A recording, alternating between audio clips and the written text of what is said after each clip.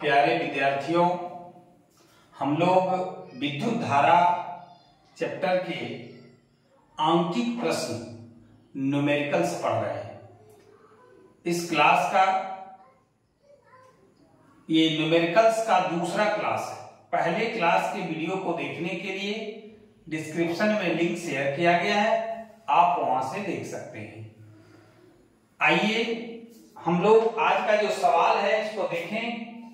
ये आंकिक प्रश्न है, न्यूमेरिकल्स है, बहुत ही इंपॉर्टेंट है, बराबर पूछता भी है, पूछा भी जाता है। आइए देखें जो सवाल है। बराबर हम इस बात को बोलते हैं कि कोई भी प्रश्न हो, मैथ का प्रश्न हो, फिजिक्स का प्रश्न हो, कोई भी प्रश्न हो, आप सबसे पहले उसको पढ़िए, समझने का प्रयास कीजिए, क्या दिया है इस पर उसको नोट कीजिए और क्या मांगा जा रहा है उसको नोट कीजिए, और तब दिमाग लगाना है कि कौन सा सूत्र लगाएंगे और किस प्रकार से हल करेंगे जो कि हम आंसर तक आसानी से पहुंच जाएंगे। आइए बिल्कुल आसान तरीके से हम लोग सीखते हैं कि यदि 2 ओम, 3 ओम तथा 5 ओम के 3 प्रतिरोधकों को पार्श्व क्रम या समांतर क्रम में संयोजित किया जाए तो संयोजन का जो समतुल्य प्रतिरोध होगा उसका मान क्या होगा। अब देखिए 3 प्रतिरोध दिया हुआ है। R1 है 2 ओम, R2 है 3 ओम और R3 है 5 ओम। आपसे पूछा जा रहा है समतुल्य प्रतिरोध Rp, ये आपको निकालना है। अब आइए बहुत ही आसान है। हम लोग जो पिछले चैप्टर में पढ़े हैं कि समांतर क्रम में अगर प्रतिरोधकों का समूहन किया जाए, संयोजन किया जाता है, तब उसका जो समतुल्य प्रतिरोध होता है उसका व्युत्क्रम बराबर सभी प्रतिरोधकों के व्युत्क्रमों का योग। कहने का मतलब 1/R1 plus 1/R2 plus 1/R3। अब देखिए 1/Rp बराबर 1/R1 है 2 ओम, लिख दीजिए, प्लस 1/3 ओम, क्योंकि R2 3 है, और ये 1/5 ओम, R3 5। फिर आइए बराबर 2, 3 और 5 का अगर एलसीएम निकालेंगे तो 30 आएगा। 2 से 30 में अगर भाग दीजिएगा तो भागफल 15 आएगा। 15 को अगर आप 1 से गुना करेंगे तो कितना आएगा? 15 आएगा। 3 से जब 30 में भाग दीजिएगा भागफल 10 आएगा। 10 को 1 से गुना कीजिएगा तो 10 आएगा। 5 को 30 से भाग दीजिएगा 6 भागफल आएगा। फिर 6 को 1 से आप गुना कीजिएगा तो 6 आएगा। कहने का मतलब हुआ R1/Rp बराबर 15, 10, 25 और 6 31/30 ओम।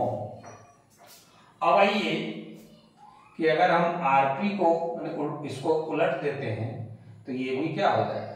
30/31 ओम। अगर यहां 31 होता ऊपर में भी तो 1 आता। ऐसे भी मान आपका लगभग जो है क्या होगा? 1 आएगा।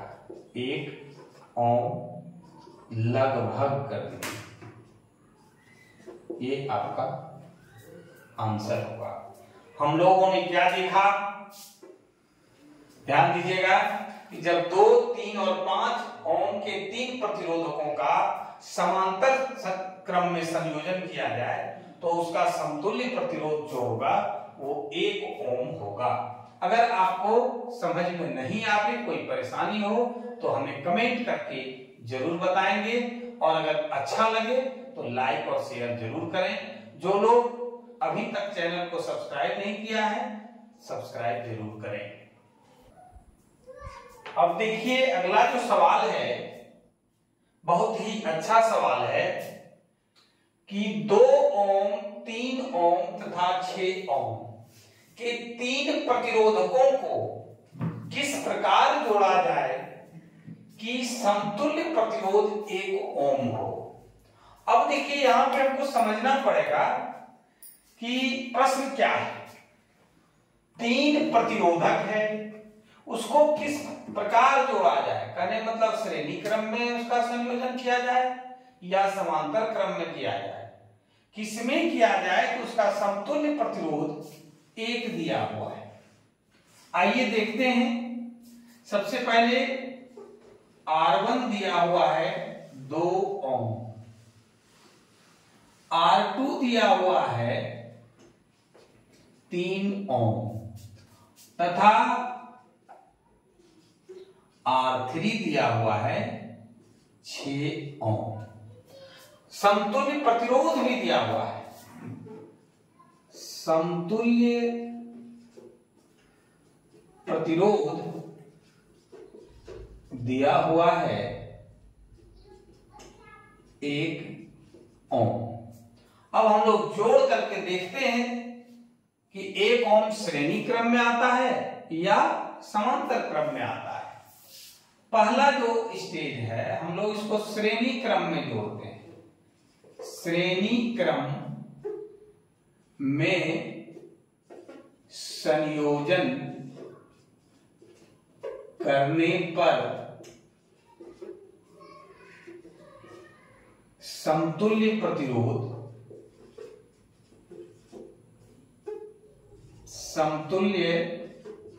प्रतिरोध RS बराबर होगा R1 plus R2 plus R3। कहने का मतलब हुआ कि 2 ओम प्लस 3 ओम प्लस 6 ओम यानी बराबर 11 ओम। होना कितना था? 1 ओम। कितना आया?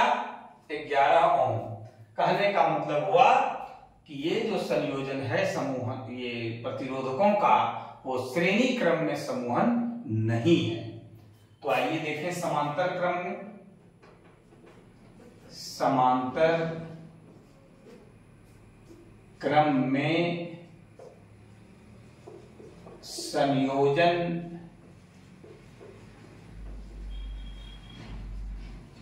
करने पर समतुल्य प्रतिरोध आरपी 1/RP बराबर 1/R1 plus 1/R2 plus 1/R3। आइए 1/R1 कितना है? 2 ओम। R2 है 3 ओम। R3 है 6 ओम। 2, 3 और 6 का अगर एलसीएम निकालिएगा तो आएगा 12 ओम। 2 से अगर आप इसमें भाग दीजिएगा तो भागफल आएगा 6। 6 को 1 से गुना कीजिएगा तो 6 ओम हो जाएगा, 6 होगा। फिर 3 से अगर 12 भागफल दीजिएगा 4, 4 को 1 से गुना कीजिएगा 4, 6 को फिर 2 ओम से 12 ओम से भाग दीजिएगा, भागफल 2 आएगा, 2 को 1 से गुना कीजिएगा 2, यानी बराबर कितना आया? 6 4 10 और 2 12 और बटे 12 ओम। 12 12 कैंसिल हो गया, 1 ओम आ गया। और जब 1 ओम आ गया तो वो किसके बराबर, समतुल्य प्रतिरोध इसका 1 ओम है। इसका मतलब हुआ कि हमारा आंसर क्या होगा कि हम समांतर क्रम में जब संयोजन करेंगे 2 ओम 3 ओम तथा 6 ओम के 3 प्रतिरोधकों को, तब समतुल्य प्रतिरोध का मान कितना आएगा, 1 ओम आएगा।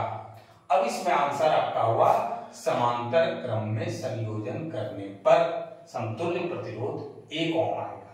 आंसर हो गया समांतर क्रम संयोजन। अब आइए अगला जो सवाल है बहुत ही मजेदार सवाल है और बहुत ही आसान तरीके से बताएंगे। आपको जरा सा भी भारी लगने का सवाल ही नहीं होता है।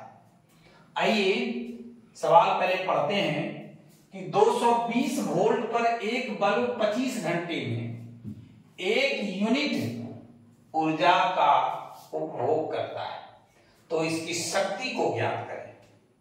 आइए सबसे पहले समय कितना दिया हुआ है, समय यानी T बराबर 25 घंटा। इसके बाद ऊर्जा कितना दिया है, W बराबर 1 यूनिट। 1 यूनिट का मतलब होता है 1 किलो वाट आवर। कहने का मतलब 1000 वाट गुने 1 घंटा। ठीक है।